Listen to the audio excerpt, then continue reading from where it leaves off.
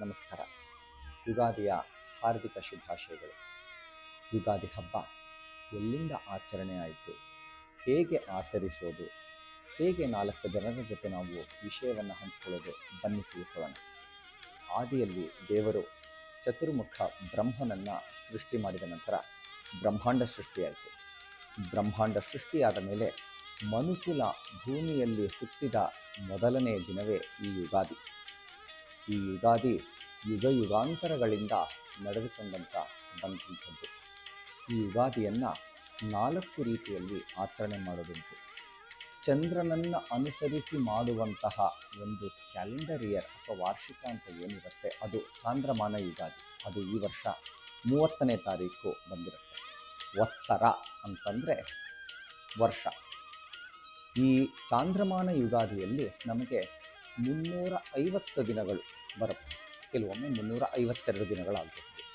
ಸೂರ್ಯನ ಚಲನವಲನಗಳನ್ನು ಆಧರಿಸಿಕೊಂಡು ಬಂದಂಥದ್ದು ಸೌರಮಾನ ಯುಗಾದಿ. ಅದು ಪ್ರತಿ ವರ್ಷ ಏಪ್ರಿಲ್ 14 ಅಥವಾ 15ನೇ ತಾರೀಕು ಮಾತ್ರ ಇರುತ್ತೆ. ಈ ಚಾಂದ್ರಮಾನ ಮತ್ತು ಸೌರಮಾನ ಯುಗಾದಿಯ ಮಧ್ಯದಲ್ಲಿ ನಮಗೆ 10 ದಿನಗಳ ಅಂತರ. ಅರ್ಥಾತ್ ಸೌರಮಾನ ಯುಗಾದಿಯಲ್ಲಿ ನಮಗೆ 365 ದಿನಗಳು ಬಂದರೆ ಚಾಂದ್ರಮಾನ ಯುಗಾದಿಯಲ್ಲಿ ನಮಗೆ 355 ದಿನಗಳು ಬರುತ್ತೆ. ಇವೆರಡನ್ನು ಮ್ಯಾಚ್ ಮಾಡೋದಕ್ಕೆ 3 ವರ್ಷಕ್ಕೆ ಒಮ್ಮೆ ನಾವು ಅಧಿಕ ಮಾಸವನ್ನು ಮಾಡ್ತೀವಿ.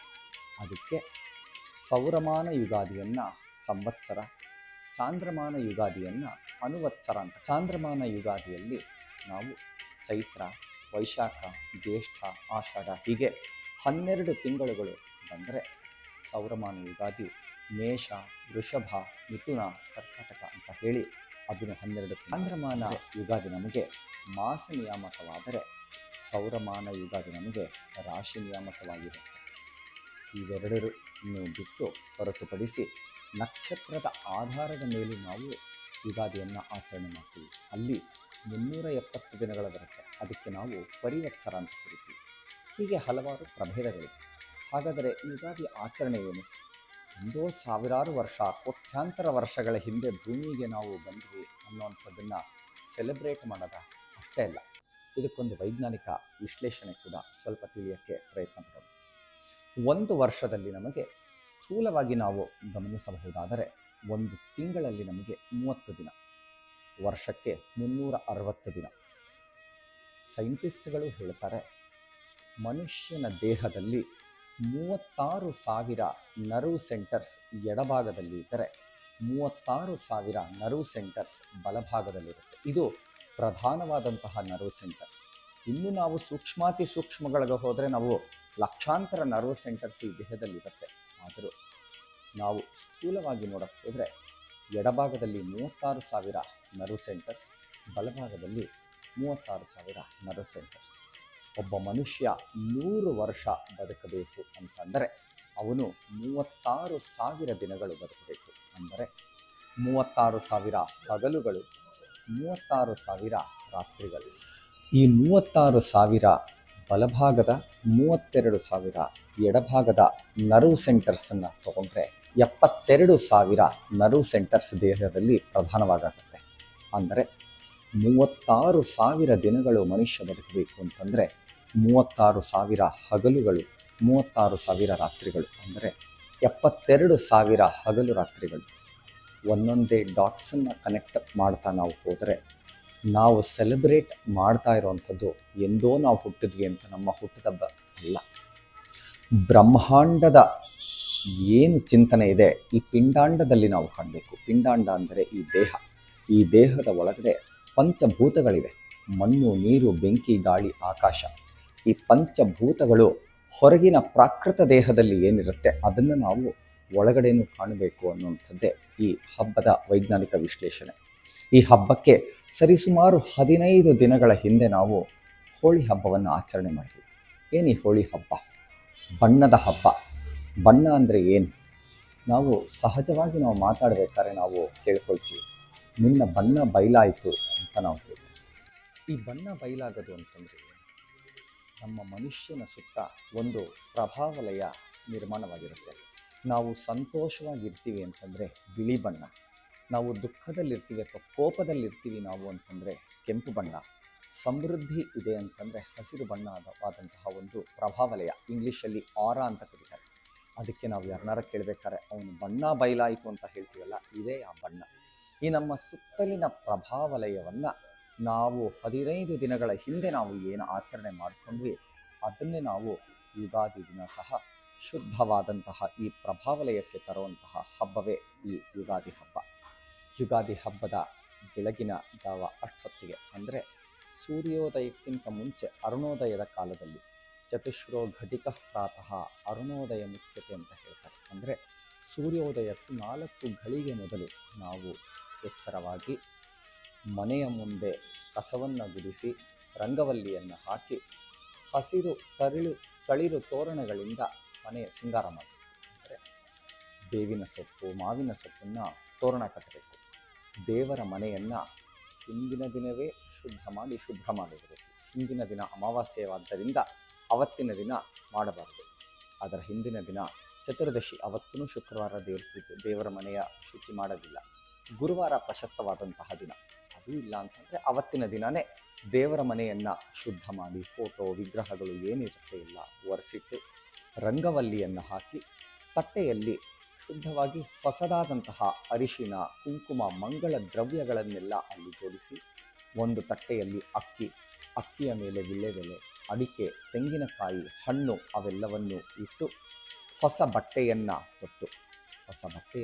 ತೊಡುವ ಮುನ್ನ ಇನ್ನೊಂದು ಅಂಶವನ್ನು ನಾವು ಗಮನಿಸಬೇಕು. ಇದಿಷ್ಟು ಸಿದ್ಧವಾದ ಮೇಲೆ ಅಭ್ಯಂಗ ಸ್ನಾನವನ್ನು ಮಾಡಲೇಬೇಕು. ಏನಿದು ಅಭ್ಯಂಗ ಸ್ನಾನ? ಅಭ್ಯಂಗ ಸ್ನಾನ ಅಂದರೆ ವರ್ಷದಲ್ಲಿ 4 ದಿನಗಳು ಮಾಡಲೇಬೇಕಾದಂತಹ ಒಂದು ಕ್ರಮ. ನರಕ ಚತುರ್ದಶಿ, ಬಲಿಪಾಡ್ಯಮಿ, ಯುಗಾದಿಯ ಮಾರನೇ ದಿನ, ಈ 4 ದಿನಗಳನ್ನು ಅಭ್ಯಂಗ ಸ್ನಾನ ಮಾಡಲೇಬೇಕು. ಬೆಳಗ್ಗೆ ಎದ್ದು ಮನೆ ಹಿರಿಯರಿಗೆ ನಮಸ್ಕರಿಸಿ ಕೂತು ಮೈಗೆ ಎಣ್ಣೆ ಶಾಸ್ತ್ರವನ್ನು ಮಾಡಿ, ಶಾಸ್ತ್ರಕ್ಕಾಗಿ ಎಣ್ಣೆ ಹಾಕೊಳ್ಳೋದಲ್ಲ, ಎಣ್ಣೆಯ ಶಾಸ್ತ್ರವನ್ನು ಮಾಡಿ ಸೀಗೆಕಾಯಿ ಹಚ್ಕೊಂಡು ಅವತ್ತಿನ ದಿನ ನೀರು ಅಷ್ಟೇ ಡೈರೆಕ್ಟಾಗಿ ನಾವು ಸ್ನಾನ ಮಾಡಬೇಕಾದ್ರೆ ಶವರ್ ಆನ್ ಮಾಡಿಬಿಡ್ತೀವಿ, ಇಲ್ಲ ಬಕೆಟಲ್ಲಿ ನಲ್ಲಿ ನೀರು ಬಿಟ್ಕೊಂಡು ಹಾಕೊಳ್ತೀವಿ. ಅದು ಮಾಡಬಾರ್ದು. ಅದು ಶುಭದ ದಿನ ಮಾಡುವಂತಹ ಶುಭ ಸ್ನಾನ ಅಲ್ಲ, ಮಂಗಳ ಸ್ನಾನ ಅಲ್ಲ. ಮಂಗಳ ಸ್ನಾನ ಅಂತಂದರೆ ಆ ನೀರಿನಲ್ಲಿ ಗಂಗೆಯನ್ನು ಆವಾಹನೆ ಮಾಡಬೇಕು. ಅರಿಶಿಣ, ಕುಂಕುಮ ಮತ್ತು ತುಳಸಿ ಮೃತ್ತಿಕೆ ಒಂದಷ್ಟು ಆ ನೀರಿನಲ್ಲಿ ತಂದರೆ ಅಲ್ಲಿ ಗಂಗೆಯ ಆವಾಸ ಸ್ಥಾನವಾಗುತ್ತೆ. ಆಗ ಅದು ಮಂಗಳ ಸ್ನಾನವಾಗುತ್ತೆ. ಬಿಸಿ ನೀರಿನಿಂದ ಸ್ನಾನ ಮಾಡಿ ನಂತರ ಶುದ್ಧವಾದ ಬಟ್ಟೆ ಯಾವುದಿದೆ ನಮ್ಮದು ಹೊಸ ಬಟ್ಟೆಯನ್ನು ದೇವರಿಗೆ ಸಮರ್ಪಣೆ ಮಾಡಿ ನಾವು ಅದನ್ನು ತೊಟ್ಟು ದೇವರಿಗೆ ಮನೆಯಲ್ಲಿರುವಂಥವ್ರು ಎಲ್ಲರೂ ಪೂಜೆ ಮಾಡಿ ಹಿರಿಯರಿಗೆ ನಮಸ್ಕರಿಸಿ ಒಳ್ಳೆ ಊಟವನ್ನು ಮಾಡಿ ಅವತ್ತಿನ ದಿನ ಸಾಯಂಕಾಲ ದೇವಸ್ಥಾನಕ್ಕೆ ಹೋಗುವಂಥದ್ದು ಒಂದು ಸಂಪ್ರದಾಯ. ಇವತ್ತಿನ ದಿನ ಇನ್ನೊಂದು ಆಚರಣೆಯಲ್ಲಿ ಬಂದಿರುವಂಥದ್ದೇನು ಅಂದರೆ ಪಂಚಾಂಗ ಶ್ರವಣ. ಈ ಪಂಚಾಂಗ ಶ್ರವಣವನ್ನು ಬೆಳಗಿನ ಹೊತ್ತಿಗೆ ಮಾಡಬಹುದು ಅಥವಾ ಸಂಜೆಯ ಹೊತ್ತಿಗೂ ಮಾಡಬಹುದು. ಪಂಚಾಂಗ ಶ್ರವಣವನ್ನು ಮಾಡುವುದಕ್ಕೆ ಮುನ್ನ ಪಂಚಾಂಗದ ಪೂಜೆಯನ್ನು ಮಾಡಬೇಕು. ಅಂದರೆ ಗಣಾಧಿಪತಿ ವಿಘ್ನೇಶ್ವರನನ್ನು ಪೂಜೆ ಮಾಡಿ ಸಾಲುದ್ದಕ್ಕೂ ನಮಗೆ ನಡೆಯುವಂತಹ ಆಗು ಹೋಗುಗಳು, ಅಂದರೆ ನಮಗೆ ಯಾವುದಾದರೂ ಒಂದು ಕೆಟ್ಟ ಕೆಲಸಗಳು, ಕೆಟ್ಟ ಆಲೋಚನೆಗಳು ನಮಗೆ ಬಂದರೆ ಅದೆಲ್ಲದಕ್ಕೂ ವಿಘ್ನವನ್ನು ಕೊಡು, ನಮ್ಮ ಒಳ್ಳೆ ಕಾರ್ಯಗಳು ನಿರ್ವಿಘ್ನವಾಗಲಿ ಅಂತ ಗಣೇಶನನ್ನು ಪ್ರಾರ್ಥಿಸುವಂಥದ್ದೇ ಅವತ್ತಿನ ದಿನದ ಒಂದು ಅಂಶ. ಅದಾದ ಮೇಲೆ ಪಂಚಾಂಗ ಪೂಜೆಯನ್ನು ಮಾಡಬೇಕು. ಪಂಚಾಂಗ ಪೂಜೆ ಅಂತಂದರೆ ಪಂಚಾಂಗವನ್ನು ನಾವು ನಮ್ಮ ಗುರು ಮಠದಲ್ಲಿ ಯಾವುದನ್ನು ನಾವು ತಂದಿರ್ತೀವಿ ಅದರಲ್ಲಿ ವರ್ಷ, ಮಾಸ, ಋತು, ಕರ್ಣ, ಅಯನ ಇವೆಲ್ಲವನ್ನು ನಾವು ಶ್ರವಣ ಮಾಡಬೇಕು. ಆಮೇಲೆ ವರ್ಷದ ಫಲಗಳನ್ನು ನಾವು ಓದಬೇಕು. ಹೊಸದಾದಂತಹ ಒಂದು ಪ್ರಕ್ರಿಯೆಗಳು ನಾವು ಈ ಮೀಡಿಯಾ ಪ್ಲ್ಯಾಟ್ಫಾರ್ಮ್ಗಳಲ್ಲಿ ನೋಡ್ತಿರ್ತೀವಿ. ದಿನ ಹೇಗಿರುತ್ತೆ ನಮ್ಮದು ವರ್ಷದ ಫಲ ಹೇಗಿರುತ್ತೆ ನಮ್ಮದು, ಅದು ನಮ್ಮ ಕರ್ಮಾನುಸಾರ ಆಗೋದು, ಅದು ಯಾವುದೂ ಶಾಸ್ತ್ರಬದ್ಧವಲ್ಲ ಅದು. ಸೊ ಅದನ್ನು ಪಕ್ಕಕ್ಕಿಟ್ಟರೂ ನಾವು ಮಳೆ ನಕ್ಷತ್ರಗಳು ಯಾವುದು, ಗ್ರಹಣಗಳು ಯಾವತ್ತಿರುತ್ತೆ, ಉತ್ಸವಗಳು ಏನಿರುತ್ತೆ ಅವೆಲ್ಲವನ್ನು ನಾವು ತಿಳಿದುಕೊಂಡು ಪಂಚಾಂಗಕ್ಕೆ ನಾವು ನಮನವನ್ನು ಮಾಡಬೇಕು. ಇದಾದ ನಂತರ ಬೇವು ಬೆಲ್ಲ ಇವೆಲ್ಲವನ್ನು ದೇವರಿಗೆ ಸಮರ್ಪಣೆ ಮಾಡಿ ಹಿರಿಯರಿಂದ ಅದನ್ನು ನಾವು ಸ್ವೀಕಾರ ಮಾಡಬೇಕಾದರೆ ಶತಾಯುರ್ವಜ್ರದೇಹಾಯ ಸರ್ವಸಂಪತ್ಕರಾಯ ಚ ಸರ್ವಾರಿಷ್ಟ ವಿನಾಶಾಯ ನಿಂಬಕಂ ದಳಭಕ್ಷಣಂ ಅಂತ ಹೇಳ್ಕೊಂಡು ಈ ದೇಹ ನಾವು ಯಾವುದು 22,000 ನರ್ವ್ ಸೆಂಟರ್ಸ್ ಇರುವಂತಹ ಒಂದು ದೇಹ ಪ್ರಧಾನವಾಗಿರುವಂಥದ್ದು, ಇದು ಯಾವುದೇ ಒಂದು ಜಡ ಅಲ್ಲ. ಇದರಲ್ಲಿ ಒಂದು ಜೀವಕೋಶ ಇದೆ. ಈ ಜೀವಕೋಶ ಶತಾಯುರ್ ವಜ್ರದೇಹಾಯ, 100 ವರ್ಷ ಬದುಕಿರಬಹುದು, ಆದರೆ ಆ 100 ವರ್ಷ ದೇವರು ಹೇಗೋ ನಮ್ಮನ್ನು ಕೋಮಾ ಸ್ಟೇಜಲ್ಲಿ ಇಟ್ಬಿಟ್ರೆ ಅದು ಒಂದು ಜೀವನಾನ, ಅದು ಅಲ್ಲ. ವಜ್ರದೇಹ, ದೇಹ ನಮಗೆ ದಾರ್ಢ್ಯವಾಗಿರಬೇಕು. ಸರ್ವ ಸಂಪತ್ಕರಾಯಚ, ದೇಹ ದಾರ್ಢ್ಯವಾಗಿದೆ, ಆದರೆ ಏನು ಮಾಡೋದು, ದರಿದ್ರವಾಗಿ ಬದುಕಬೇಕಾ? ಇಲ್ಲ, ಸಮೃದ್ಧವಾಗಿ ಬದುಕಬೇಕು ನಾವು. ಸರ್ವ ಸಂಪತ್ಕರಾಯಚ ಸರ್ವಾರಿಷ್ಟ ವಿನಾಶಾಯ, ಯಾವುದೇ ಒಂದು ಶತ್ರುಗಳ ಕಾಟ ಇರಬಾರದು ನಮಗೆ, ಯಾವುದೇ ದುಶ್ಚಟಗಳು ದುರ್ವಿಚಾರಗಳು ನಮ್ಮಲ್ಲಿ ಬರದೇ ಇರೋ ಥರ ಮಾಡಿ ಅಂತ ಹೇಳ್ತಾ, ಈ ಬೇವು ಬೆಲ್ಲ ಮಿಶ್ರಿತವಾಗಿ ಸುಖ ದುಃಖ ಸಮಯಕೃತ್ವ ಲಾಭಾಲಾಭವು ಜಯಾಜಯವು ಅಂತ ಕೃಷ್ಣ ಹೇಗೆ ಅರ್ಜುನನಿಗೆ ಹೇಳಿದ್ದ, ಅದೇ ಒಂದು ಚಿಂತನೆಯಲ್ಲಿ ಈ ನಿಂಬಕ ದಳಭಕ್ಷಣ ಅಥವಾ ಗೂಢ ನಿಂಬಕ ದಳಭಕ್ಷಣವನ್ನು ಮಾಡಿ ಅವತ್ತಿನ ದಿನ ಆಚರಣೆಯನ್ನು ಮಾಡುವಂಥದ್ದು ಇದು ಒಂದು ಹಂತ. ಇದಾದ ಮೇಲೆ ವಿಷು ಅನ್ನುವಂಥದ್ದನ್ನು ಇನ್ನೊಂದು ಆಚರಣೆಯನ್ನು ಮಾಡ್ತಾರೆ. ಏಪ್ರಿಲ್ 14 ಅಥವಾ 15ನೇ ತಾರೀಕು ಈ ಪರಶುರಾಮ ಕ್ಷೇತ್ರ, ತುಳುನಾಡು, ಹೆಚ್ಚಿನ ಮಟ್ಟಿಗೆ ಮಂಗಳೂರು, ಉಡುಪಿ, ಕೇರಳ ಕಡೆಯೆಲ್ಲ ವಿಷು ಅಂತ ಆಚರಣೆ ಮಾಡ್ತಾರೆ. ಅವರು ಸೌರಮಾನ ಯುಗಾದಿಯನ್ನು ಆಚರಣೆಯನ್ನು ಮಾಡ್ತಾರೆ.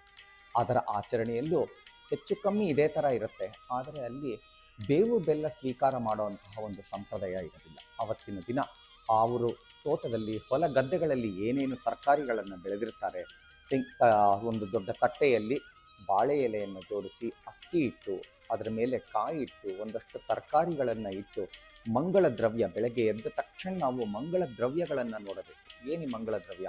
ಅರಿಶಿಣ, ಕುಂಕುಮ, ಕನ್ನಡಿ, ಹೂವು, ಇವನ್ನೆಲ್ಲ ದರ್ಶನ ಮಾಡಿ ನಾವು ಸ್ನಾನ ಮಾಡಿ ನಂತರ ಅವತ್ತು ಸುಖ ಸಮೃದ್ಧಿಯಿಂದ ಇರುವಂಥದ್ದೇ ಈ ಒಂದು ಯುಗಾದಿಯ ಆಚರಣೆ.